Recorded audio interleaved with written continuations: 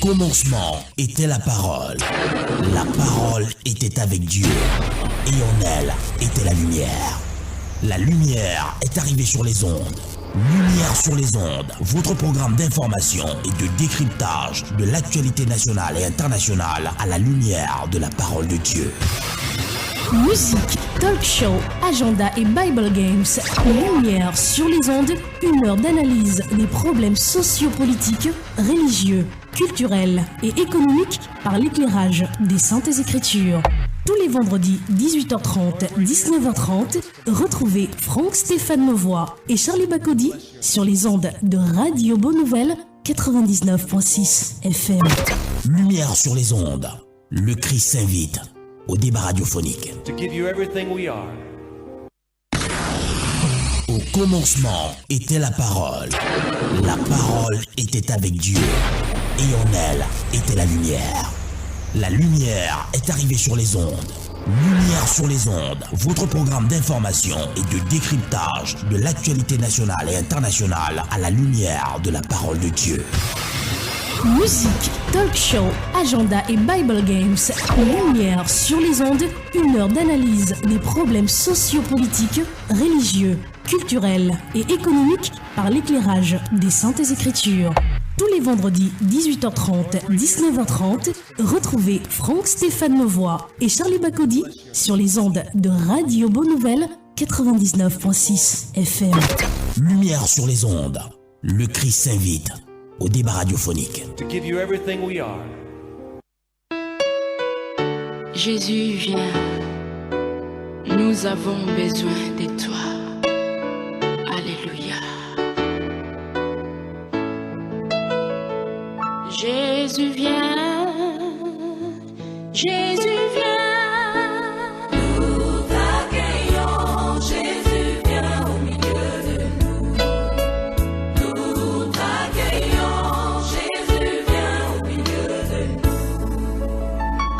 Saint-Esprit, viens, oui, viens. Nous t'accueillons, Saint-Esprit, au milieu de nous. Nous t'accueillons.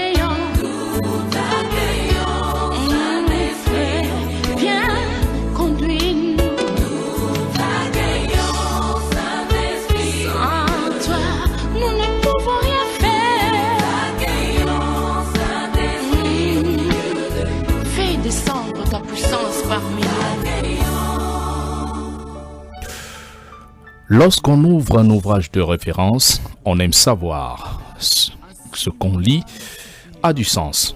On aime bien savoir, autant pour moi, que ce qu'on lit a du sens, est pertinent, correspond à la réalité.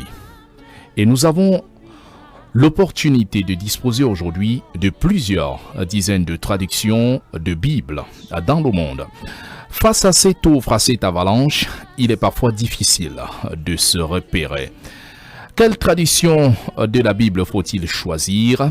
Y a-t-il des traditions meilleures que d'autres? Beaucoup de choses ont été écrites. Jusqu'ici, des principes clés des traditions font polémique. Nos traditions bibliques sont-elles fiables malgré qu'elles prolifèrent dans le monde? L'acte 2 de cette édition, mesdames et messieurs, bonsoir et bienvenue à Lumière sur les ondes. L'un de nos invités dans ce studio, pour ne pas le nommer, le frère l'évangéliste Elibert Tantiabda, est en notre compagnie, sera rejoint certainement par des autres qui ont commencé à débriefer ce sujet la semaine dernière, pour vous apporter humblement des éléments de réponse concernant notamment les traditions bibliques, pour qu'il y ait une certaine cohérence dans le sens des Écritures. Sont-ils fidèlement traduits d'une langue à une autre? Quelles sont les difficultés et pourquoi? Est-ce cela dénature-t-il le message principal? Pourquoi y a-t-il quelques différences de tradition? Nous pourrions le comprendre s'il y a avantage ou inconvénient d'une traduction à équivalence. Nous allons le comprendre. On respire en musique et puis on revient retrouver notre invité. J'ai certes ta parole dans mon cœur afin de ne pas pécher contre toi. cette parole soit cachée au fond de mon esprit pour produire le fruit qui t'est agréable.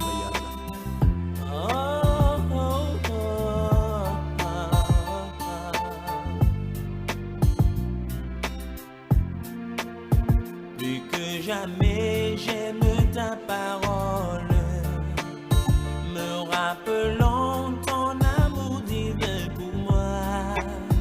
En ce moment je me rends coupable. Pardonne, lave l'âme de ton enfant.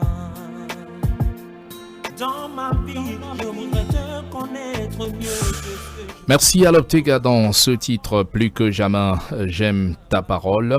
L'acte 2 de cette édition qui est consacrée notamment à la question de la prolifération des traditions bibliques. Un exercice du moins délicat dont se sont soumis plusieurs auteurs aujourd'hui qui permettent à de nombreux lecteurs de la Bible d'avoir une idée du message de Dieu leur concernant pour la transformation de leur vie et de leur salut. Un sujet, un thème qui a donc a connu son prologue, il faut le dire, vendredi dernier. La suite ce jour et l'épilogue dans les prochains jours. Évangéliste Élie Bertrand Tiabda, bienvenue et bonsoir. Bonsoir Raoul Patrick, bonsoir à tous les auditeurs des radios Bonne Nouvelle en général et des Lumières sur les ondes en particulier. Lumière sur les ondes qui s'intéresse encore ce soir à cette épineuse problématique, bien entendu. J'ose croire qu'on ne vous a pas bien écouté lorsque vous disiez bonsoir, Évangéliste Élie Bertrand. Voilà, je crois que cette fois-ci, ma voix est sur les ondes. Voilà. Bonsoir à tous les auditeurs des radios Bonne Nouvelle dans tout le monde entier, puisque Radio Bonne Nouvelle est worldwide. Et en général, et puis des lumières sur les ondes, en particulier pour tous ceux qui sont scotchés dans les 4 coins de ce pays et dans les 4 coins des continents du monde qui suivent Radio Bonne Nouvelle en général. Alors, il y a des auditeurs qui vous ont attentivement suivi vendredi dernier en compagnie des autres panélistes, le prophète Abega et le frère Yann. Et certains sont revenus sur une question essentielle dont ils m'ont posé 2 questions. Je crois qu'on ouvre par là. Oui. Pourquoi s'intéresser à la traduction des Bibles? Voilà. En fait, pour ceux qui ont déjà eu à jeter coup d'œil dans les écrits, pour ce qui est de l'écrit chrétien, on remarque effectivement que le problème biblique ou bien le problème de la traduction a toujours fait surface, puisque dans chaque langue, dans chaque tribu, aujourd'hui on voit dans toutes les langues, si on prend le cas du Cameroun particulièrement, qui a près de 250 ethnies, le souci des biblistes sont comment atteindre les peuplades qui ont ces différentes langues. Et par conséquent, comment donc traduire, quittant de l'original, puisque la majorité partie de ces Bibles sont traduites à partir soit de l'anglais, soit du français. Pour revenir par exemple pour le cas du Cameroun, au Bassa, au Bakoko, et ainsi de suite, il faut traduire dans la langue originale de ces peuples pour qu'ils puissent entendre. Donc la traduction, lorsqu'on lit par exemple pour ceux qui font le culte Bassa ou bien Douala, on se rend compte effectivement que c'est une traduction, qu'on fait en Douala pour quelqu'un qui sait lire en même temps le Douala, en même temps le français. On va voir qu'il y a des variances. Donc, et ce n'est pas une question qui est propre pour le cas du Cameroun. Ça veut dire que ce même problème sera rencontré dans toutes les ethnies. Il y a des gens qui ont les langues qui ne sont pas encore transcriptibles maintenant. Et pourtant, il y a un souci principal. Le Seigneur a dit d'aller annoncer la bonne nouvelle. Comment annoncer la bonne nouvelle dans ces langages-là? Il va falloir prendre une pensée et dire dans la langue de ce peuple. Maintenant, plus tard, après avoir prêché la bonne nouvelle, il faut que cette personne se nourrisse de la parole. D'où la nécessité justement de traduire afin que la personne puisse s'accoutumer au langage biblique proprement dit, puisque les personnes qui prêchent l'évangile ne doivent pas être permanemment là. On trouve donc effectivement des variantes et des variations de pensée d'une langue à une autre, puisque la traduction, chaque fois qu'on va faire une traduction, on pourra perdre le sens littéral de la chose, mais l'essentiel, et c'est là où nous allons sortir sur le point essentiel à retenir là-bas, c'est est-ce que la pensée de l'auteur de la Bible a été transcrite ou mieux a été traduite? Est-ce qu'en lisant, par exemple, si vous prenez le célèbre verset que beaucoup de personnes prêchent lorsqu'on utilise dans Jean chapitre 3 verset 16, oui. Car Dieu a tant aimé le monde qu'il a donné son Fils unique afin que quiconque croit en lui ne périsse point mais qu'il ait en vie éternelle. Si vous prenez cela en espagnol, en grec, en arabe, en anglais même, si vous prenez la variation dans les différents selon qu'on prend la traduction King James, New International Version, on prend par exemple Amplified Version et toutes les autres versions qui s'y trouvent, la version Farah Fenton par exemple en anglais, vous allez voir qu'il y a une variation, mais la pensée reste. C'est qu'il y a quelqu'un, un fils unique, bien-aimé qui est venu, il est mort afin qu'en croyant à lui, on ait la vie éternelle. Mais la façon de l'écrire, bien de le prononcer, différera. Alors donc, le problème justement, il est intéressant que nous rendons compte qu'on a effectivement des variations dans les traductions et il faut qu'on comprenne d'où vient la chose depuis la profondeur. Alors là, vous essayez d'expliquer. L'autre préoccupation également, frère Eli, c'était celle dont vous partiez la semaine dernière. Oui. Laquelle dans des versions aujourd'hui pouvez-vous recommander au-delà de cette multitude, de cette multiplicité de traditions bibliques qu'on a? Laquelle pouvez-vous recommander à ces personnes? Parce que c'est deux préoccupations de ces auditeurs, qui écoutaient tantôt. Certes, vous avez apporté des explications, ont-ils précisé, oui. Mais face à cela, puisque la majorité d'entre eux, vous vivez souvent ces scènes qui viennent acheter des Bibles ici devant vous, voilà, dont on a plusieurs versions. Ils disent donc, laquelle donc? Laquelle choisir? Bon, maintenant, il y a des versions, même que si on proposait aux gens, par exemple, la version Thomson, beaucoup de personnes n'auront pas accès à la version matin, ce n'est pas accessible. Oui. Maintenant, aujourd'hui, avec l'œil des numériques, et ce que je ne conseille pas, c'est les Bibles numériques, justement, parce qu'il faut que chacun ait un livre vraiment sur papier. Pour imprimé. Imprimé. La version imprimée. Justement. Alors maintenant, la dernière fois, justement, la semaine dernière, lorsque nous pausions cela, j'ai parlé justement de la nécessité du Saint-Esprit, justement, en scène. Et mes co-panélistes citaient, pour le cas du prophète Abega, je crois qu'il nous écoute. Je lui dis bonsoir à lui, à tous ceux de sa maison et à tous ceux de son ministère, ainsi qu'aux frères et à tous les serviteurs qui m'écoutent maintenant, tous les chrétiens qui passent par des moments difficiles. Je profite de l'occasion qui m'est donnée sur ces ondes aussi pour donner une salutation à tous ceux qui m'écoutent et qui écoutent Radio Bonne Nouvelle avec persévérance. Puisse le Seigneur Jésus-Christ bénir et rencontrer chacun dans sa rencontre, dans ses besoins. Alors, je t'en ai dit, la semaine dernière, les auditeurs, enfin les co-panélistes ont proposé pour chacun une version biblique. Maintenant, et là, dans cette semaine, je m'éclipsais, ou mieux encore, je me soustrayais et je me réservais de proposer une version à quelqu'un. De recommander. Voilà. Il y a une raison principale pour cela. Parce qu'en réalité, pour ce qui est vous allez prendre une version de la Bible principalement et vous allez remarquer qu'une chose sera dite qui va vous intéresser et donc vous aurez la compréhension. Mais dans ce même passage, enfin, dans cette même traduction biblique, il y a d'autres parties pour que vous puissiez comprendre. Il va falloir que vous lisiez encore une autre traduction, enfin, une autre version encore, pour pouvoir mieux appréhender ce qui est dit. Et par conséquent, si on prend par exemple les traductions Louis II principalement, vous allez voir qu'il y a Louis II 21, Louis II 1910, ainsi de suite. Oui. Et dans ces Louis II là, il y a des variations. Vous allez voir par exemple que dans Louis II 21, il est dit par exemple que il y avait du désordre sur la terre. De l'autre côté, on parle de l'esprit des ténèbres, la terre était informe et vide. De l'autre côté, on parle du chaos. Au fur et à mesure, quand vous lisez chaos, on commence à se poser la question, c'est le désordre, ce qui a créé, puisque c'est Dieu ne peut pas créer le désordre. Et là, lorsqu'il y a chaos, on commence à se poser des questions, on entre dans une autre compréhension. Mais pourtant, c'est Louis II, c'est toujours les éditions Louis II. On se pose la question, quel est le problème? Au fur et à mesure, même les maisons d'édition comprennent effectivement qu'il faut la dynamique dans la langue sans changer le message, dans l'optique de comprendre, pour qu'on puisse comprendre bien le message. Donc, dis à quelqu'un non, justement que je préfère Louis II, quand viendra si cette personne a uniquement Louis II et que la compréhension d'un certain texte lui faudra autre chose. Je vais prendre un exemple simple pour que vous compreniez la complexité de la chose. Si vous lisez dans le livre de 1 Corinthiens au chapitre 7, les versets 36 à 39 traitant du mariage, oui. Je crois que vous avez cette version là devant de vous. Vous allez remarquer effectivement à partir des versets 36 de Louis II, pour le cadre de Louis II principalement, vous allez remarquer que la tradition qui est là-bas fait état du fait que le parent peut décider du fait que sa fille peut ne pas se marier. Je crois que vous avez ça devant vous. Si vous le permettez bien, oui. Je l'ai devant moi. Oui. Si quelqu'un regarde comme déshonorant pour sa fille de dépasser l'âge nubile et comme nécessaire de la marier, qu'il fasse ce qu'il veut.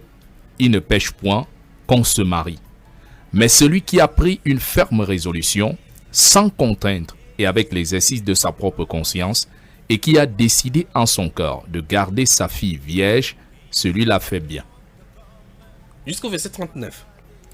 Ainsi, celui qui marie sa fille fait bien, et celui qui ne la marie pas fait mieux. Une femme est liée aussi longtemps que son mari est vivant, mais si le mari meurt, elle est libre de se marier à qui elle veut. Voilà. Seulement que ce soit dans le Seigneur. Dans le Seigneur. Voilà ce que Louis II dit. D'après ce que nous venons de lire dans cette version Louis II, il est question d'un papa qui puisse décider si sa fille ou non doit se marier. Oui. Voilà ce que Louis II dit. Oui. Maintenant, supposons par exemple que je recommande seulement Louis II entre les mains d'une personne. Cette personne pourra prendre cette version-ci en allant traduire dans une tribu. amener un faux message sur le mariage dans cette tribu et troubler la tribu tout entière. Comment? Maintenant, puisque quand vous allez trouver quelqu'un dans une tradition, par exemple, il y a des traditions où les papas ne voudraient pas que leurs filles vont en mariage. Et en lisant cela, en leur amenant ceci, ces personnes comprendront que voilà votre Bible qui le dit. Pourtant, c'est pas ce que la Bible est en train de dire, justement. Il sera conforté dans sa Il position. sera conforté dans sa position. Il pourrait décider maintenant que ses filles ne vont pas en mariage. Et on a des traditions comme ça dans nos cultures qui refusent que les filles ne viennent pas en mariage ou bien que les premières filles ne viennent pas en mariage. Et la fille, et c'est le papa qui décide comme ça. Oui. Vous ne pouvez pas faire autrement parce que c'est traduit dans le livre, la Bible, le second dont beaucoup de personnes ont la possession.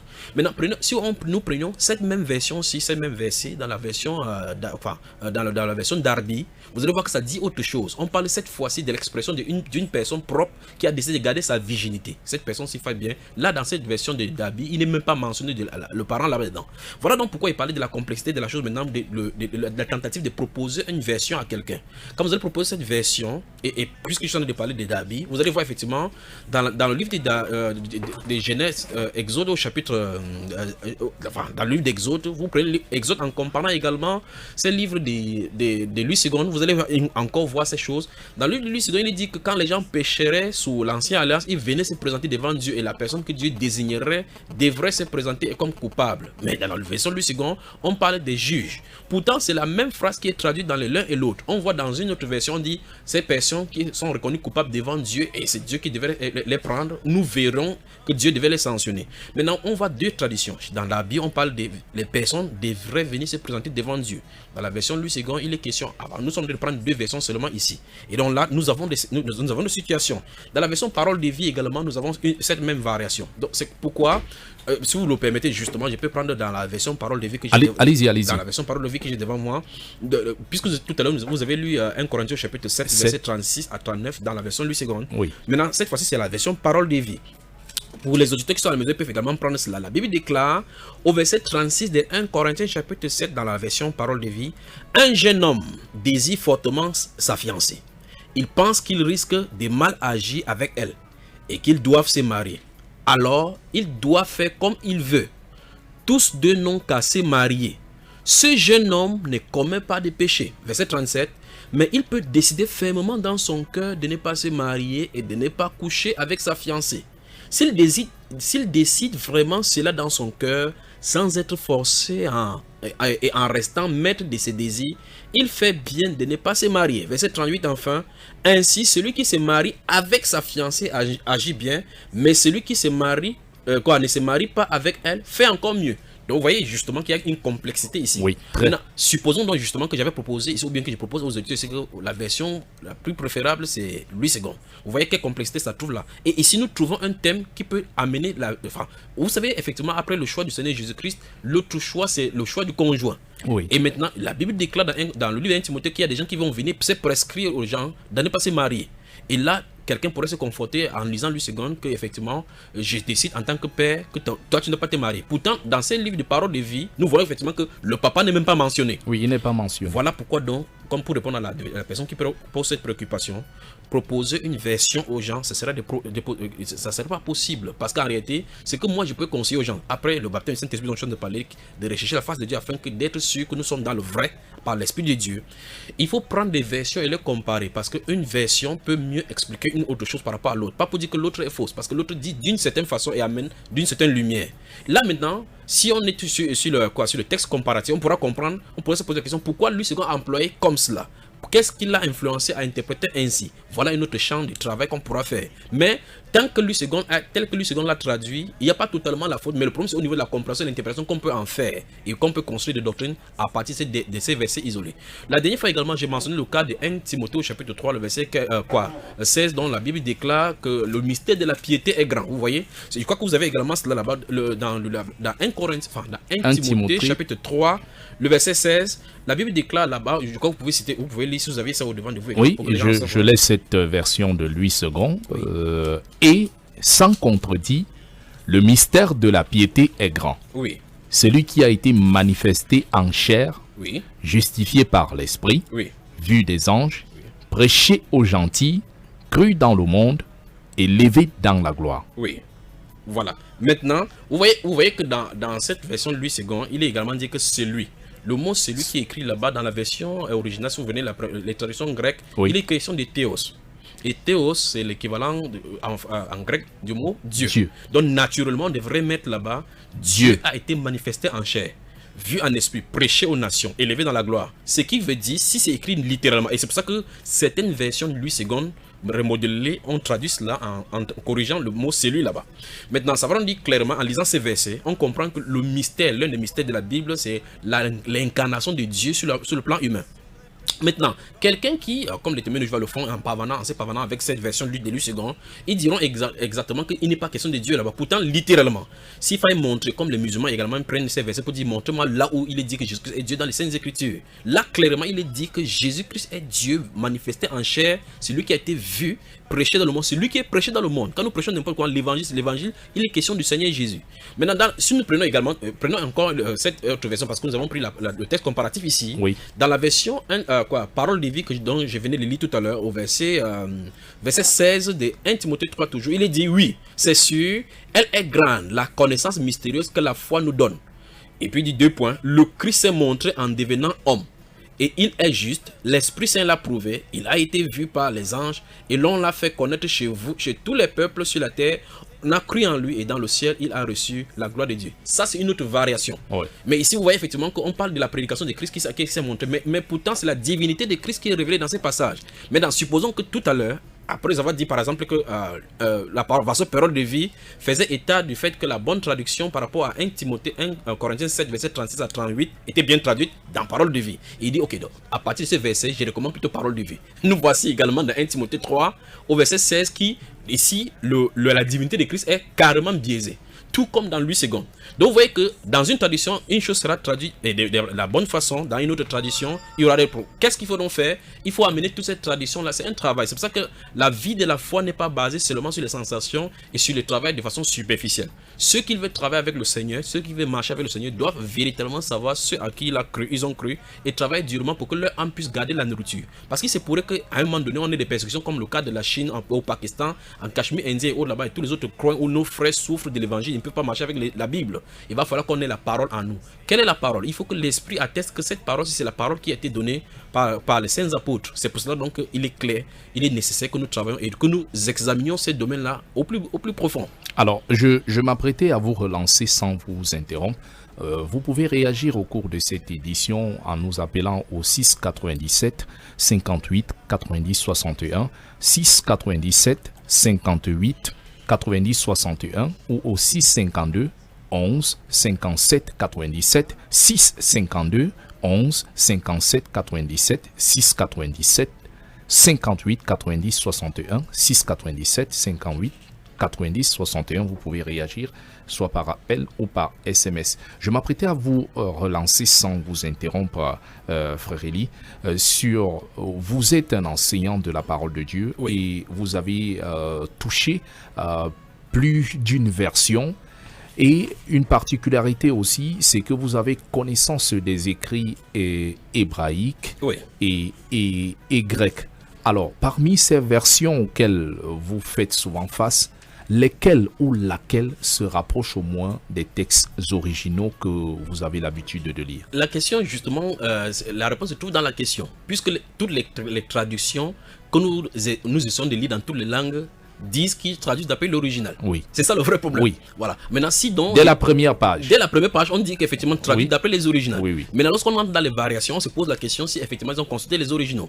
Maintenant, vous voyez que certaines traductions, par exemple, si vous prenez la traduction des Cornelius II moderne que nous avons en 95, c'est traduit d'après la version anglaise de 1974. Et mais il dit qu'il consulte de temps en temps les traductions hébraïques, enfin les originaux. Mais le problème se situe dans ce que nous avions mentionné la dernière fois, des différents manuscrits. Il y en a près de 24 000 manuscrits. C'est ça le vrai problème.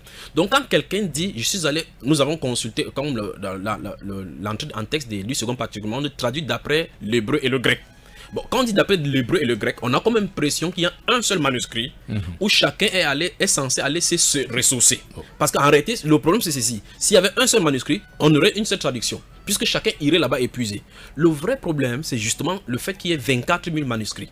Et ces 24 000 manuscrits n'ont pas été écrits par les 24 000 apôtres du Seigneur. Que non. Ce sont des choses, lorsque les manuscrits, parce que les manuscrits sont périssables, les gens réécrivaient ces manuscrits-là pour pouvoir conserver ça dans le temps. Parce que pour les autres, c'était écrit sur des peaux de mouton. Pour les autres, c'était écrit sur le papyrus. Avec ça, pour ce qui s'est passé dans les années 40 avec la découverte dont nous n'avons pas fait, était également le manuscrit de Qumran, vers Haïfa là-bas, au sud de la Palestine. Le manuscrit datant du deuxième siècle dont on a parlé, le manuscrit des mêmes modes. Nous voyons effectivement qu'il y a des fragments qui sont de quelques millimètres dont les scientifiques ont dû travailler pendant des décennies pour pouvoir déceler ce qui est écrit. Donc vous voyez effectivement le souci des personnes qui traduisaient ces choses-là, dont on a parlé des sectes et des seigneurs, ou bien des hiérarques, ou bien encore ceux de la communauté des unis, qui étaient membres de ces sectes qui conservaient cela. Le but, le souci de transmettre cette connaissance-là dans la génération future. Et on voit effectivement qu'à un moment donné, le Seigneur soucie des gens pour réécrire la chose, pour conserver dans les nouvelles données. Maintenant, par exemple, nous avons des traductions et nous pouvons avoir l'imprimerie, nous pouvons les conserver dans les séquences, dans les ordinateurs, ainsi de suite. Ça permet maintenant que ça se pérennise. Si nous étions, le moment de découverte où on pouvait informatiser les originaux était à ce moment-là. Alors on aurait l'original authentique maintenant. Personne ne dispose de l'original, le papier et là où l'apôtre Paul a mis son bic pour y écrire. Donc maintenant, ce sont des copies après des copies. Et nous comprenons donc que la difficulté vient du fait justement que chaque personne va prendre une traduction à partir d'un certain écrit. Je vais prendre un exemple encore une fois de plus, un autre exemple. Si vous prenez le livre de Marc au chapitre 16, et on a comme impression justement comme le prophète Marc, enfin le prophète Abéga le disait la dernière fois, en présentant ceci, ça développe plutôt même la foi. Ça n'amène pas les critiques bibliques. Comme le professeur Bart Ehrman le dit. Enfin, je vais citer, on va prendre son cas. Les critiques bibliques, en voulant critiquer la Bible pour montrer la non-véracité de la Bible, confirment plutôt la Bible parce que la Bible est non seulement le seul livre le plus documenté dans l'histoire, qu'on peut trouver des preuves concordantes. Et la découverte de la même mort, les rouleaux de la même mort en confirme encore davantage. Maintenant, je tente de vous la dire justement que si nous prenons comme exemple, j'espère que je ne vais vraiment pas vite là, si nous prenons comme exemple un seul passage des Saintes Écritures, le livre de Marc au chapitre 16. Oui.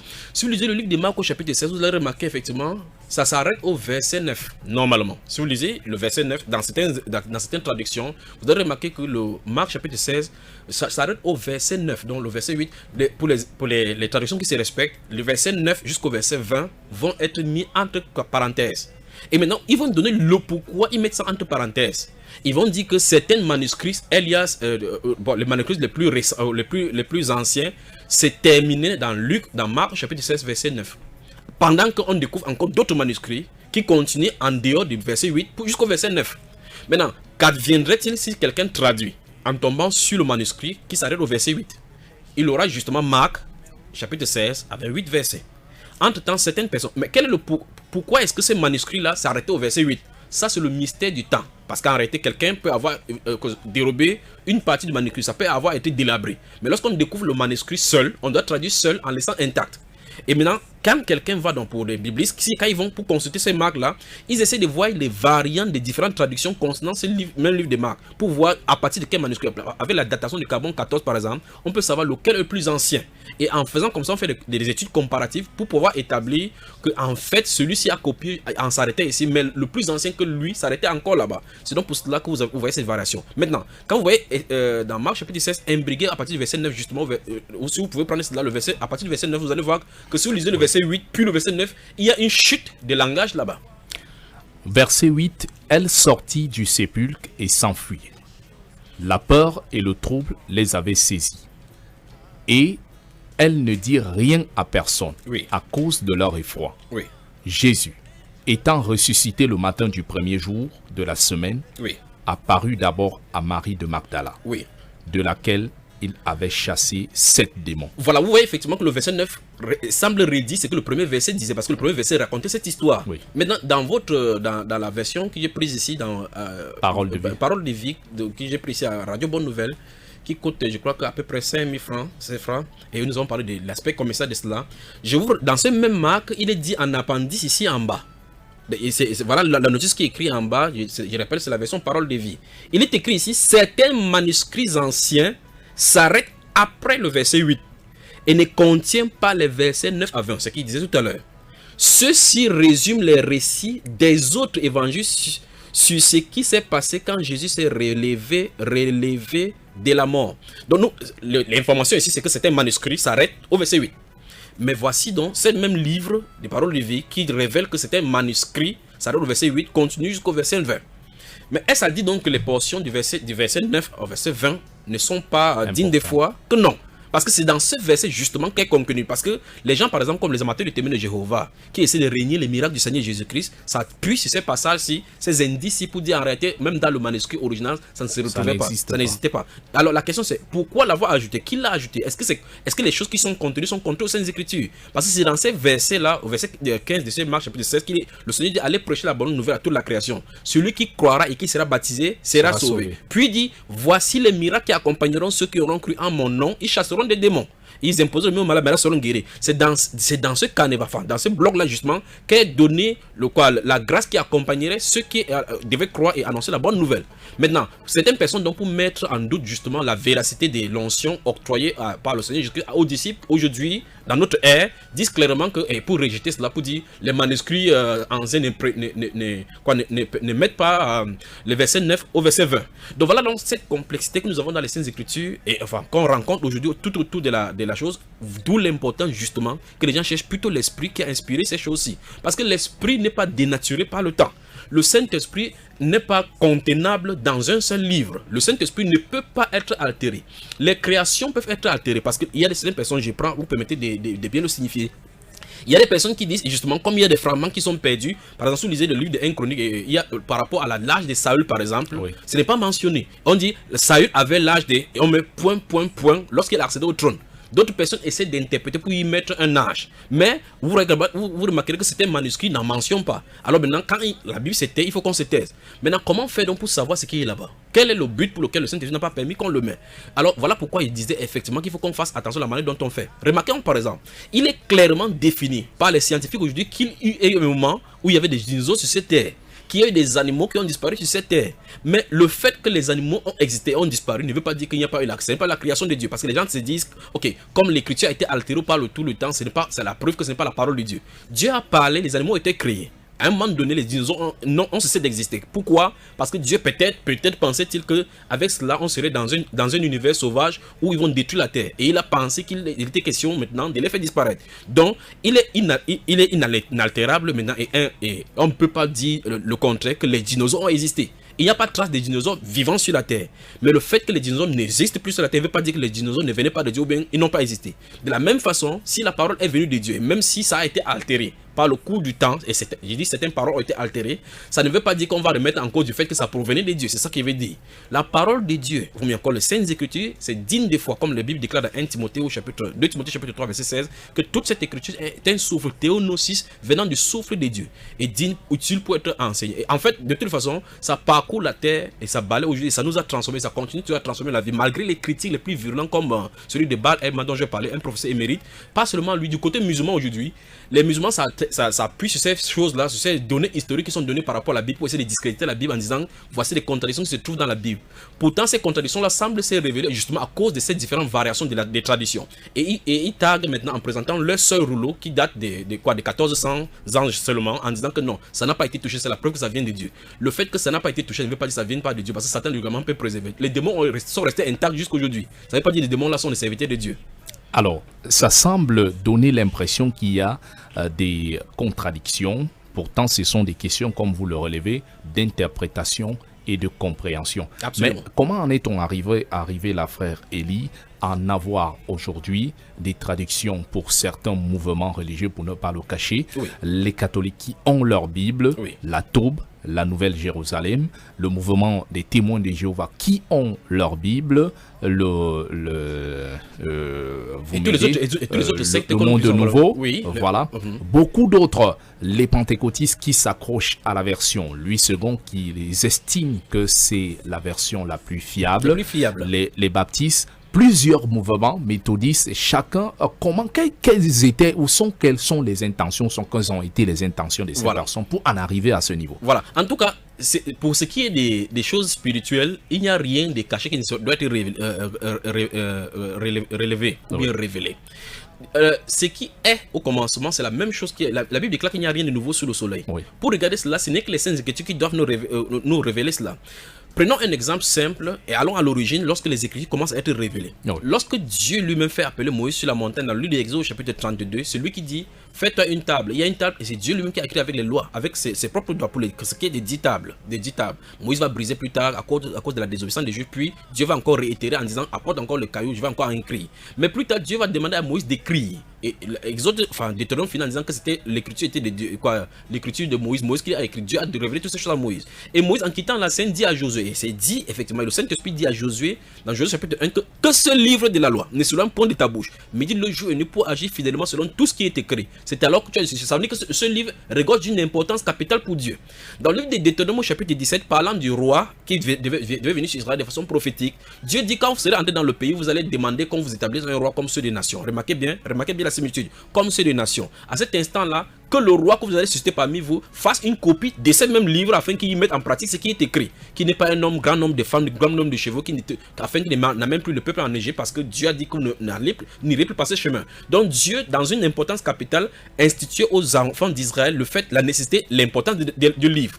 Moïse, justement, dans le chapitre 4 de Deutéronome au verset 2, va leur dire que ce qui est écrit a été écrit ici. Rien ne doit y être ajouté, rien ne doit être retranché. Ça doit être mis en pratique tel quel. Et puis au chapitre 28, il va dire que personne, après avoir entendu les paroles du serment de ce livre-ci, ne dise qu'il pourra faire comme il veut et Dieu va le bénir. Parce que, et c'est la même façon que le prophète Josué va sortir au chapitre 24 en disant que aujourd'hui, choisissez qui vous voulez servir. Parce que sinon, Dieu, qui aurait donné ses promesses, après vous avoir fait du bien, reviendra vous faire du mal. Et ces cantiques-là seront écrits pour réitérer aux Juifs au fur et à mesure afin qu'ils tiennent compte de cette alliance-là. Alors, ça veut dire que le livre a été donné de façon authentique, vérifié authentiquement par les prophètes, de telle enseigne que les prophètes qui sont venus longtemps après Moïse et tous les autres, les juges qui sont venus après, s'est référé au livre de la loi de Moïse, au point où Jésus lui-même a dit ainsi, il est écrit dans le livre de Moïse, que le Christ, dans le livre des psaumes, dans les prophètes, que le Christ souffrirait. Donc, ce même enseignement était gardé dans la cohésion jusqu'à la venue du Christ. Ça veut dire que jusqu'à Christ, l'enseignement était authentique. Mais maintenant, lorsque Jean-Baptiste vient, on se retrouve dès maintenant et subitement on est frappé par des groupes et des groupuscules qui sont nés. On commence à voir donc les synagogues dites des affranchis, des synagogues liées par les pharisiens, de l'autre côté des esséniens, de l'autre côté encore les sadducéens, qui vont confronter l'homme-parole qui se trouve manifesté au milieu d'eux. Maintenant, remarquez très attentivement que chacun d'eux prenne des portions des Écritures. C'est là où ça touche justement la question que vous avez posée. C'est pour ça qu'il faut qu'on aille dans l'ombre pour pouvoir prendre ces choses pour manifester ça aujourd'hui. Alors, chacun prend les portions de même Écriture. Par exemple, si nous lisons Matthieu chapitre 22, il est écrit là-bas justement que les gens vont venir poser, les Hérodiens viendront poser des questions au Seigneur Jésus. Les pharisiens poseront les questions au Seigneur Jésus. Ils vont dire, Maître, qu'est-ce qui est le plus grand commandement? Jésus va leur dire, il dit, Maître, tu as bien répondu. Puis la Bible déclare que les Sadducéens, ayant entendu que Jésus avait mis en silence, après que le Seigneur ait posé, ils ont posé la question au Seigneur par rapport à la tribu à payer à César. Oui. Après que le Seigneur leur a dit, rendez à César ce qui est à César et à Dieu ce qui est à Dieu. C'était des pharisiens. Des pharisiens. Ça, c'était le groupe de pharisiens. Les Hérodiens sont également venus jusqu'à balancer pour eux la sauce sur le visage.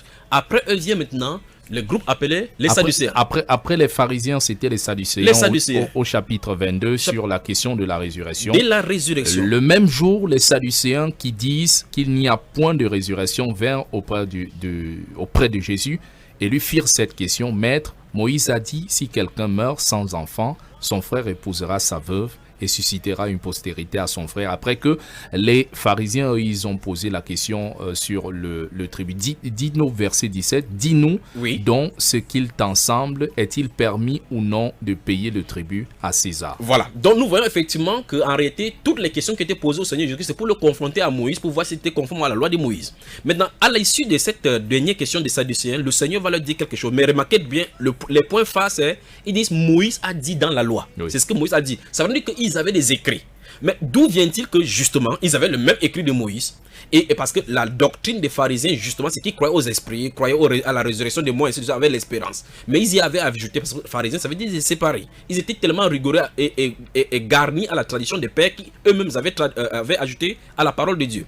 Maintenant, ceux-ci, eux ils ne croyaient pas aux esprits, ils ne croyaient pas à la résurrection. C'est pour ça qu'ils voulaient montrer le non-sens de la résurrection en posant ces questions-ci. Mais en montrant le non-sens, ils partaient des Écritures. C'est là le problème.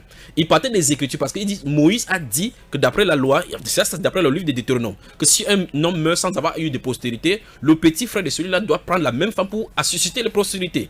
Et puis on dit, il y avait un monsieur qui avait 7 frères et qui ont connu la même femme sans avoir d'enfant. À l'issue de cela, la femme et tous les hommes sont morts. Et puis pose la question au Seigneur Jésus-Christ à la résurrection. Cette femme s'est devenue dans le mari de qui, la femme de qui, puisque tous les 7 ont connu.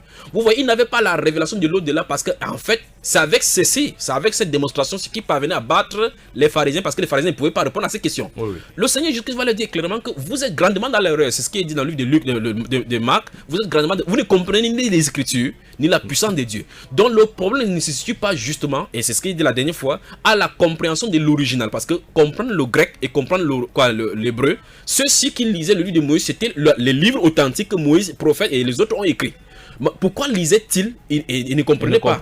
Ils ne comprenaient pas. Donc ça veut dire que même si nous avons la traduction originale aujourd'hui, les gens liraient sans comprendre. Les juifs qui sont là aujourd'hui ont encore la traduction originale en leur langue. Ils lisent, ils comprennent mieux en leur langue. Il y a des rabbins qui expliquent en leur langue, mais ne croient pas au Seigneur Jésus. Vous voulez parler du Seigneur Jésus, il dit que justement c'était un bâtard. Il ne veut pas en entendre parler. Parce qu'en réalité, c'est le plan du Seigneur. Donc vous voyez, c'est pour ça que la semaine dernière, j'ai dit qu'en réalité, il faut que Christ se révèle. Parce que vous avez même leur doctrine originale, même la traduction originale, vous ne pouvez pas vous en sortir. Et par conséquent, donc, pour répondre vraiment à votre question, on voit que c'est un même esprit qui est là, avant que Jean-Baptiste ne vienne. C'était écrit littéralement que les gens devaient vivre dans le partage. Mais quand Jean-Baptiste est venu, la Bible déclare comme tous attendaient le Christ, et se disait que Jean-Baptiste était le Christ. Et ils sont venus vers Jean-Baptiste poser la question, qui es-tu? Tu n'es ni Élie, et ainsi de suite. Il dit, je suis la voix qui se crie dans le désert pour préparer le chemin du Seigneur. Et il commence à poser la question à Jean-Baptiste, que ferons-nous? Il a dit que celui qui a 2 tuniques, donne-en une à celui qui n'en a pas, pour vivre le partage. Donc, au milieu de se trouver des scribes, des docteurs de la loi, des pharisiens, et même les pharisiens venaient à Jean-Baptiste pour écouter la voix de Dieu. Donc malgré que les gens avaient la parole authentique écrite, ils avaient besoin du Saint-Esprit. Vous voyez, le Saint-Esprit était avec celui qui venait du désert. Et il parlait, et l'écriture qui était couchée là confirmait ce qu'il disait. Mais d'autres avaient leur séminaire, d'autres avaient leur doctorat, leur ministère doctoral, les séminaires pour faire sortir les gens dans les diplômes de théologie. Mais là, ils n'avaient pas Dieu avec eux, parce que chaque personne justement basait ses écoles de formation, les courants de pensée sur des portions des Écritures selon leurs pensées. C'est ainsi donc que dans le cadre des chrétiens, effectivement, avec ces différentes choses qu'on a vues aujourd'hui avec les différentes traditions, chacun y va de son côté. Les millénaristes, par exemple, avec Muller et autres là-bas, avec Ellen G. White, qui accentuent leur croyance sur le 7e jour du sabbat, prendront des versions et amplifieront sur le 7e jour. Enfin, vous pouvez lire sur les traduits de Ellen G. White, sur les prophètes, ainsi de suite, toutes les autres choses qu'elle a dit en écrivant des choses, des hérésies dont les adventistes du 7e jour continuent à suivre aujourd'hui. Donc vous allez beau prêcher aux adventistes du 7e jour n'importe comment, ils vont continuer à observer le sabbat. Même bien comme la Bible dit clairement que Christ nous a affranchis de ces choses-là de la loi, ils vont toujours s'y atteler. Vous allez beau parler aux témoins de Jéhovah, ils vont dire effectivement, ils suivent Nord avec le collège central de Pennsylvanie. Vous allez prendre des autres encore, les pentecôtistes, vous allez dire effectivement, c'est que vous bavardez comme la langue là, il faut que vous ayez l'authenticité du Saint-Esprit. Ils vont vous tasser de n'importe quoi. Alors, ça veut dire que c'est comme le Saint-Esprit avait dit par le prophète Isaïe, c'est un peu par-ci, un peu par-là. Toutes les tables sont pleines de vomissures. Donc là où on devait fester avec le Seigneur, c'est plein de vomissures. Qu'est-ce que le Seigneur dit? Le Seigneur dit, mon peuple sortez du milieu d'eux. Il faut que les gens se séparent, ne touchez pas à ce qui est impur et s'attendent au Seigneur justement. Donc il faut une révélation de la part du Seigneur face à face avec chaque individu qui croit au Seigneur, afin que le Seigneur puisse les conduire dans la vérité. Donc chaque secte aujourd'hui justement prendra le livre qui le conseille, parce que pour le cas de les manuscrits de la même mode dont les gens y ont travaillé pendant plus de dizaines d'années, ils ont appelé cette personne-là, le groupe les enseignants là, d'un secte appelé le secte le Coran, mais ils s'appelaient la communauté unie. Mais ils avaient des codes et ils ont découvert un calendrier de 64 jours qui n'était pas flexible justement avec les années bissextiles que nous avons aujourd'hui. Et ils continuent à vivre comme ça. Mais les gens modernes les appelaient sectes parce qu'ils étaient dans leur groupe, parce qu'ils suivaient de façon scrupuleuse ce qui était écrit. Donc les esprits n'ont pas changé, les époques peuvent bien changer, mais les esprits manifesteront la même chose. Donc l'esprit sectaire, l'esprit de division, l'esprit de sectarisme et l'esprit de verser par-ci et verser par-là se manifestera. D'où justement ces différentes dénominations et ces différentes religions-là se basant toujours sur les écrits chrétiens. Vous pouvez réagir au cours de cette édition au 6 97 58 90 61 6 97 58 90 61. Vous écoutez Lumière sur les ondes. La problématique de la prolifération des traductions bibliques, laquelle est la plus fiable? Y a-t-il des traditions plus authentiques que d'autres? Les traditions actuelles sont effectuées par des personnes. Sont-elles compétentes? Était-ce des théologiens ou simplement des personnes nées de nouveau?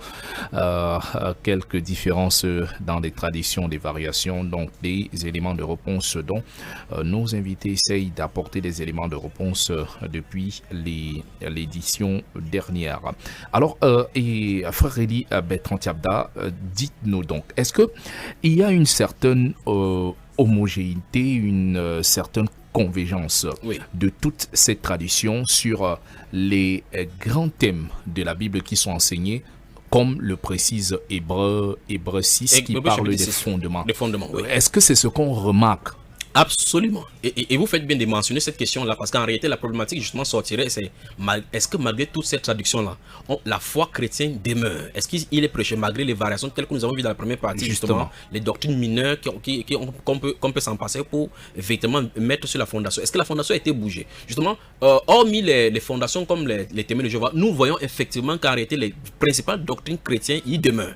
La dernière fois, j'ai mentionné le cas d'un Camerounais appelé Justin Zulula qui a essayé d'écrire en traduisant, en parlant dans son livre, dans sa nouvelle Bible qui dit maintenant authentique, la version authentique, c'est disant effectivement qu'il est premier-né. Je crois qu'effectivement, s'il y a eu une dérive dans ce celui-là avec le Mami Wata, le Moulé, ainsi de suite, dont il parle avec la langue de Douala, puisqu'il dit que la langue de Douala, c'est la langue originelle. Vous voyez, nous posons la problématique ici en disant effectivement qu'il est question de la traduction grecque, araméen et hébreu.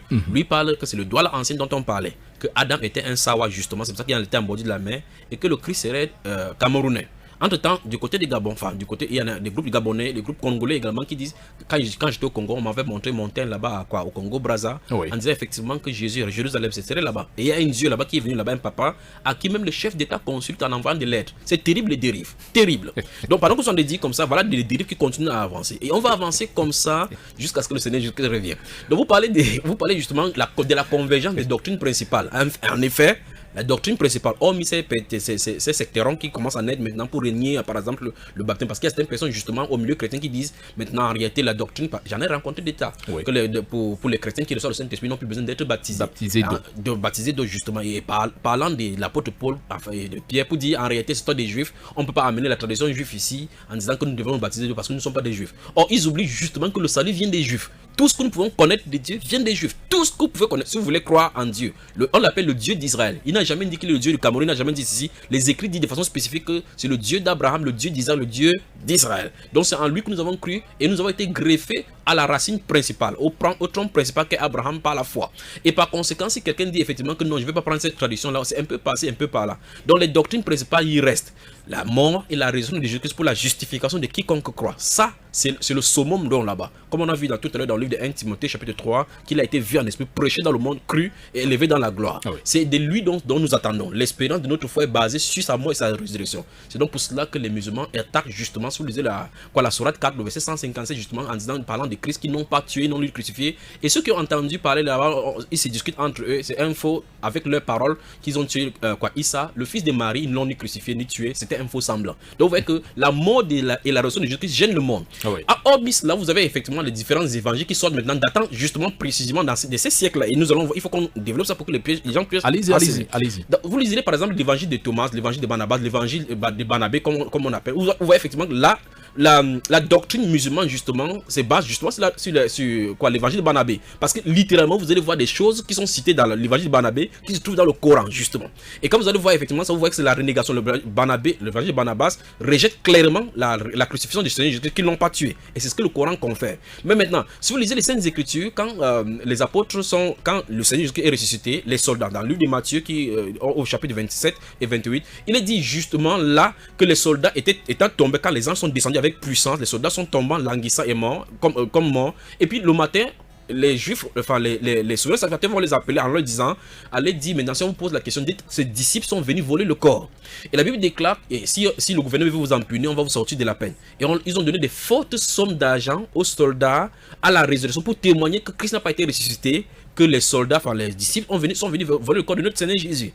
Et la Bible déclare que pendant que les disciples allaient prêcher la résurrection de Christ d'un côté, ce même bruit a parcouru parmi les Juifs aujourd'hui, jusqu'aujourd'hui. Ça suppose que dès le départ, Satan a sémé dans l'esprit des doutes et des disputes, enfin, ou bien encore des discutements dans les pensées, de confusion, justement. Merci beaucoup. De confusion dans la proclamation de l'évangile pour que certaines personnes soient dans le doute, justement, du fait qu'ils ne soient pas ressuscités. Vous voyez? Donc, et par conséquent, pendant que l'évangile de la résurrection du Seigneur Jésus-Christ a été prêché dès le 1er siècle, l'évangile de la non-résurrection, mais du vol de corps, des usurpations de corps, a été prêché également. Ce n'est pas cela seulement. Dans certains volets des musulmans, pour ceux qui travaillent, parce que ça c'est les soufis et autres, les sunnites qui en défendent, pour les groupes des sectes dites musulmanes appelés les Hamadis, il est dit dans leur proposition, en prenant le même verset du Coran, de ces Coran, Surat chapitre 4, le verset 157 dont j'ai cité tout à l'heure, justement en parlant d'élever vers lui, on ne peut pas élever, en y disant par exemple le mot arabe qui est traduit par élever vers lui, que c'est élever là signifie la mort. Et quand ils disent, ils soutiennent justement que notre Seigneur Jésus-Christ serait allé au Cachemire indien, aurait vécu pendant 120 ans, il aurait eu des enfants, il est mort au Cachemire indien. Donc pendant que les gens vont en pèlerinage à Jérusalem pour voir la soi-disant tombe de Jésus-Christ, notre Seigneur, chez les Juifs qui ne croient pas en ce même Jésus, et en appelant ça la terre sur la tombe de Jésus pour pouvoir faire fructifier leur économie, de l'autre côté au Cachemire indien se trouve encore une autre tombe de Jésus, c'est même Jésus dont on a de prêcher. Entre temps, les francs-maçons disent Jésus était en Égypte, c'était un grand maître et autres là-bas. De l'autre côté encore, enfin c'est de tous côtés, on tire toujours sur Jésus pour pouvoir essayer de créer la confusion. Mais les écrits, nous devons croire à ceux qui ont été des témoins oculaires auprès d'eux, qui ont vu le Seigneur, comme l'apôtre Pierre l'a dit dans Actes chapitre 10, à nous qui avons mangé et bu avec lui, après qu'il fut ressuscité des morts, parce que Dieu n'a pas permis qu'il se présente à tout le peuple, mais aux témoins choisis d'avance par Dieu. Et il a donné la preuve. Après avoir été crucifié et mis à tombe, il est sorti, il s'est monté vivant pendant 40 jours sur la terre, mangeant, en les prêchant, en leur donnant les choses qui concernent le royaume. Ça, c'est le témoignage des Écritures. Et c'est pour ça que nous sommes basés là-dessus. Donc maintenant, mais malgré cela, au 2e siècle et au 1er siècle, donc après la mort des premiers apôtres, justement, d'autres sectes vont commencer à écrire, d'où l'évangile de Barnabas, qui n'est pas le Barnabas de la Sainte Écriture, tel que nous sommes vus, parce que ceux-là ne pouvaient pas écrire ces hérésies-là avec le Saint-Esprit en eux. Donc ça veut dire que ce sont des choses qui sont codifiées et données à ceux-là, avec ces noms-là, parce que souvenez-vous que plusieurs personnes portaient dans le Coran juif les mêmes noms, comme par exemple, vous pouvez avoir plusieurs Joseph dans la Bible, plusieurs Daniel dans la Bible. Donc ça ne peut pas être le Barnabé de la Bible. Et par conséquent, dans ces deux évangiles, ces deux styles d'évangile, de la mort, de la résurrection du Seigneur que nous avons aujourd'hui, et aller crescendo avec les autres évangiles qui réunissent la divinité, non seulement la divinité de Jésus, mais tout ce dont nous croyons aujourd'hui. Et beaucoup de pensées, puisque nous avons dit que rien ne peut être nouveau, beaucoup de croyants, comme le fit Ahmed Didat, qui était un philosophe musulman, avec aujourd'hui un autre garçon qui se trouve à RDC, on l'appelle, je crois que Abdul Majid, qui est notre fou du côté musulman, qui essaie de démontrer tant bien que mal qu'il peut démontrer même par cette même Bible que Jésus n'est pas ressuscité, bien que c'est écrit là-bas, il veut vous faire comprendre que ça ne veut pas dire qu'il a été ressuscité. Donc le but de Satan c'est justement cela, parce que la mort du Seigneur Jésus montre la victoire sur la puissance de l'ennemi, et c'est le but justement pour lequel le Seigneur Jésus est venu, pour restaurer les hommes à Dieu et les réconcilier à Dieu par sa mort, et amener les gens à la justification par sa résurrection d'entre les morts. Et c'est ça que Satan est en train de combattre. Donc maintenant, lorsque nous déployons toute cette énergie sur ces antennes pour montrer ça aux gens, c'est pour que les gens comprennent que malgré que les Saintes Écritures ont eu son histoire, a eu à être attaquée, même l'église chrétienne dite catholique que nous pensons aujourd'hui, et nous avons, comme vous avez posé la question, que l'église catholique a sa propre version, cette même église catholique a combattu cette même Bible que nous croyons aujourd'hui. Elle a sa version top, la version de Jérusalem, mais il fut un temps, pendant les âges des ténèbres, qu'elle interdisait aux fidèles d'avoir les Saintes Écritures, parce qu'il fallait que ce soit les castes des prêtres seulement qui puissent savoir. Et au Vatican, c'est dit justement que le prêtre, l'évêque qui se trouve à Rome va devoir dévoiler certains secrets. Et ces secrets-là n'ont pas pour but de proférer la foi. Ça va amener plutôt la confusion encore au niveau des Saintes Écritures que nous avons là-bas. Donc les gens n'ont qu'à se tenir et garder les Saintes Écritures telles qu'ils ont aujourd'hui. Alors, au-delà de tout, frère Élie Bertrand, nous allons sortir de cette émission comme vous êtes entré et comme vous êtes sorti lors de la dernière édition sur le message, quelles que soient les traditions qui demeurent. Oui. Que peut retenir l'auditeur ce soir, voilà, malgré toutes ces traditions, malgré ces variations, malgré ces interprétations, ces incompréhensions? Que doit-il retenir lorsqu'il ouvre la parole, quelle que soit la parole de Dieu, contenue dans un écrit imprimé, quelle que soit la version? Première chose, avant d'y aller pour lire les versions, il faut qu'il comprenne effectivement que Dieu n'a pas parlé en cette langue dans laquelle il est en train de lire. Deuxième chose, ça peut être influencé par la pensée sectaire d'un être humain qui l'a traduit. D'où la nécessité de s'armer d'abord par le Saint-Esprit avant d'y aller. Parce que vous pouvez aller dans la Bible, vous n'entendez pas la voix de Dieu. Parce que le Dieu qui parle au travers de vous ne dit pas ce que ces versions disent, comme nous avons eu à feuilleter aujourd'hui dans le livre de 1 Corinthiens en parcourant toutes ces versions-là. Donc quelqu'un doit d'abord prier avant d'aller dans les Saintes Écritures. C'est pour cela que le Seigneur continue à révéler ces choses-là. Donc, en fait, il est prévu que l'Église devrait marcher par la révélation. Pas n'importe quelle révélation à tue-tête comme nous avons aujourd'hui. Donc quelqu'un qui a cultivé et avoir une intimité avec le Seigneur saura effectivement distinguer le vrai du faux sur tous les sujets, pas seulement celle-ci. Mais la première chose qu'il veut dire aux chrétiens, c'est que les Bibles que nous avons aujourd'hui sont dignes de confiance. Même s'il y a ces anomalies et ainsi de suite, on peut toujours trouver la voix de Dieu dedans. La deuxième chose qu'il veut dire, c'est que nous acceptions volontiers tous les enseignements qu'on nous a donnés, parlant des Grecs, des Zeus, les histoires que nous avions que personne n'a vécues. Des gens lisent les auteurs tels que César, tels que Platon, tels que Aristote, tels que Thucydide, tels que Hérodote, tels que Sophocle, tels que Tacite, tels que Pline, qui sont les auteurs qui ont vécu 50 ans avant Jésus-Christ pour les uns, 350 ans avant Jésus-Christ, et ainsi de suite, jusqu'à 100 avant Jésus-Christ. Ils lisent ces écrits. Et ces écrits ne sont pas nombreux comme nous avons aujourd'hui. Tacite écrira par exemple 3 versions, Hérodote et César écriront par exemple 6 versions. Mais la Bible a 24 000. 24 000. Donc, et là, ces philosophes, si Platon et autres là-bas, nous les voyons à l'école et nous sommes clairs et clairement enseignés que Socrate, lui, n'a pas écrit, ce sont ses disciples qui écrivaient.